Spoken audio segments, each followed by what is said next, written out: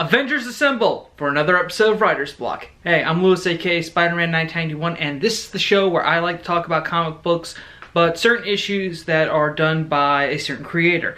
In this case, Avengers by Kurt Busiek and George Perez. Now, to start off the episode, I'm going to go into the high points of the run, then I'll talk about what I like, and then finally, I'll tell you where you can buy all the issues in this run.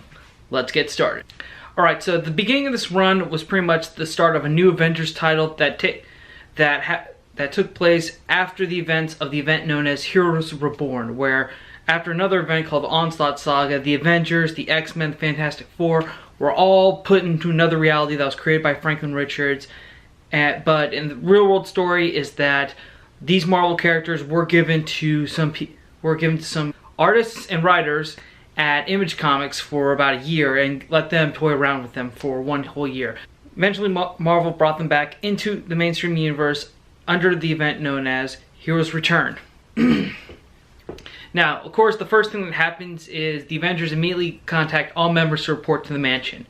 And when they do, and unfortunately when all the team gathers, the Avengers are immediately attacked by Sorceress Morgan Le Fay, who uses the Asgardian artifact known as the Twilight Sword, as well as the Norse Stones, to warp reality into a new form of Camelot. Once Morgan Le Fay is dealt with, the team then decides to focus on building up another core roster so that everyone who can't be a regular full-time Avenger leaves the mansion while a full-time roster is developed.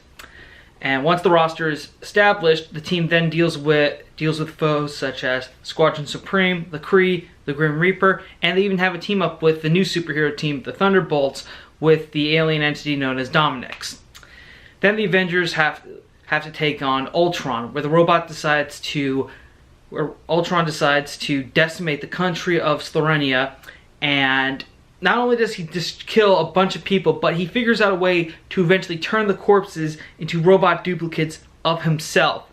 And the Avengers realize, okay, we gotta take out Ultron now. This is the story that became known as Ultron Unlimited. The lineup then changes again when the team is under fire from bad press, and they have another team up with the Thunderbolts when Count Nefaria returns. Finally, the big finale story arc of this run is when Kang the Conqueror returns and successfully conquers Earth after destroying Washington, D.C. Ultimately, though, after a long epic battle, the Avengers do retake the planet. And that's pretty much the short summary of Kurt Busiek and George Perez's run on the Avengers.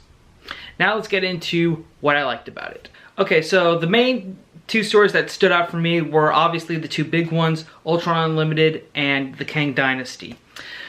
Mainly because they showed why there wasn't just a singular hero needed to take these villains down. Ultron and Kang, they are definitely the foes that need the Avengers to be taken out. Like, you need a team to take out just these one or two guys.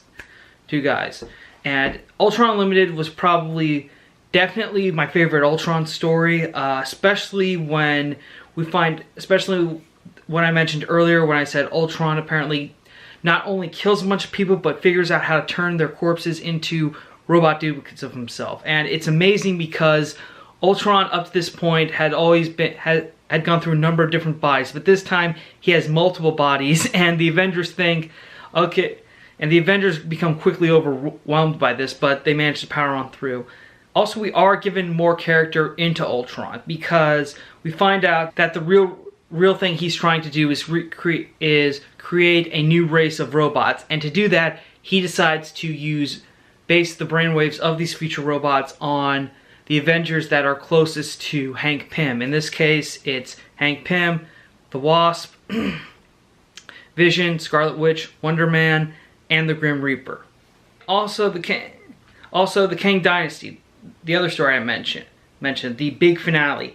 It has Kang basically take over the planet, and in the issue where he accepts the world's surrender, there is no dialogue at all. There's nothing spoken. It's just, you see everyone like evacuating the president, trying to help people, stopping Kang's drones, and then they realize they can't win. The issue ends with Kang accepting the official surrender. Also, in the end of the story, we find out Kang's motivations for why he does all of this stuff, and when you find out the explanation, it really proves why he deserves to be called Kang the Conqueror. Also, Kurt Busiek does a good job establishing subplots for character for character development, especially with some subplots for me that stood out were Carol Danvers dealing with alcoholism and Hank Pym constantly switching between superhero identities. I mean, that was something that was kind of like, you know, hinted at. Well, not really hinted at. During this run, Hank had kept switching from his Giant Man identity to Goliath to Yellow Jacket, and eventually we finally figure out why he keeps changing his hero identity. Also, I do like the number of lineup changes that the Avengers go through. It really was a good way. It really was a good way to help keep the title fresh. Some new members included Justice and Firestar of the New Warriors, and Silverclaw and Triathlon. Also, I do like how on team books, when something changes for the characters that do have their own solo title, when something changes for them, that would make a change of appearance of a costume, in this case, Iron Man's armor or Captain America's shield. I like how the main team books do reference it, do show the change just visually, and only make like a little caption box reference as to like, oh, in case you're wondering why Cap's carrying an energy shield, check out current Captain America, or to know why Tony's in old suit of armor, check out Iron Man. Now, I like how they do notice those changes in the solo titles and let that reflect in the team book. I think that's really good. Okay, so overall, honestly, Kurt Busiek and George Perez's run is epic. It contained two very good Avengers stories that I think are probably on a lot of people's list for favorite Avengers title, and I think that if you do love the Avengers, if you love the movie, then this is a run you should definitely check out. Now this is the part of the show where I tell you where you can collect all the issues I've mentioned for this run. The good news is they are available digitally. Obviously that's one method, but if you prefer your comics in print like I do, well, this run is available in 5 trade paperbacks, but they are referenced under the title Avengers Assemble. Type in Avengers Assemble with Busiek or Perez, and you should be able to find these on Amazon or eBay. Also, they are collected in 2 omnibus volumes, though. But if you really don't have a lot of money, then I would say go with the trades rather than the omnibus. Thank you again for watching this episode. I really hope everyone's enjoying Writer's Block. I really would like to do another set of these episodes, so if you have any suggestions, let me know in the comments below. Also, we're not done with the Avengers just yet, because next episode will be about another Avengers run. In fact, it's going to be the run that took place right after this one. How fun will that be?